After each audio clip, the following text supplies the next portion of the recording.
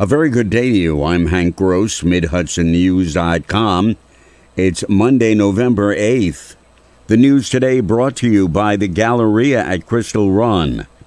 The Professional Policing Act, adopted by the state legislature and signed into law last year, now requires police officer candidates to undergo psychological evaluation with a licensed psychiatrist or psychologist. Mount Hope Police Chief Paul Ricard is president of the Orange County Police Chiefs Association.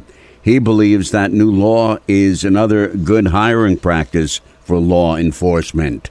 It's important that we are able to hire candidates that are highly qualified and have the mental, capabilities to do the job. And I think this is another screening tool that will help professionalize policing.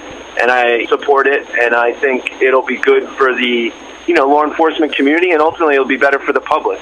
This new law, which took effect 2 weeks ago, was precipitated by the protests and police-involved incidents having occurred nationwide in recent years.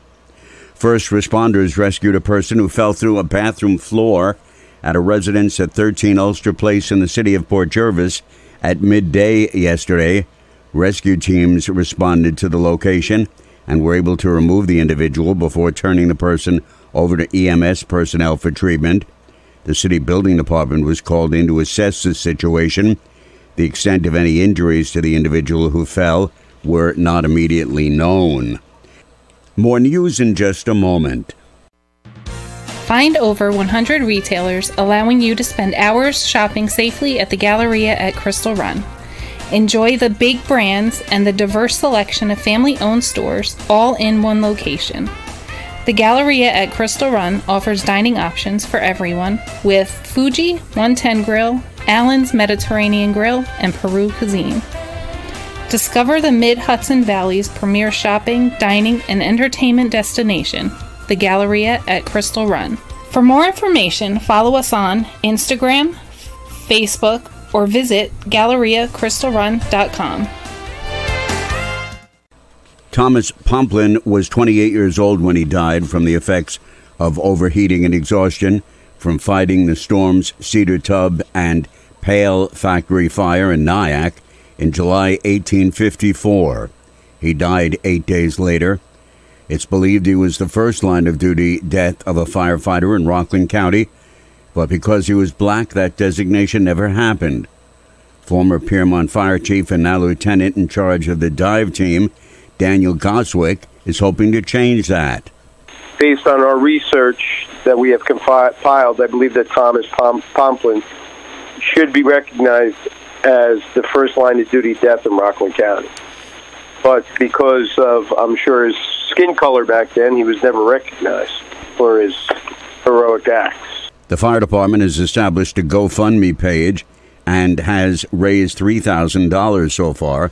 Goswick's hoping to raise between $10,000 and $15,000 to erect a monument in Flywheel Park in Piermont and a headstone at his family plot in the Rockland Cemetery.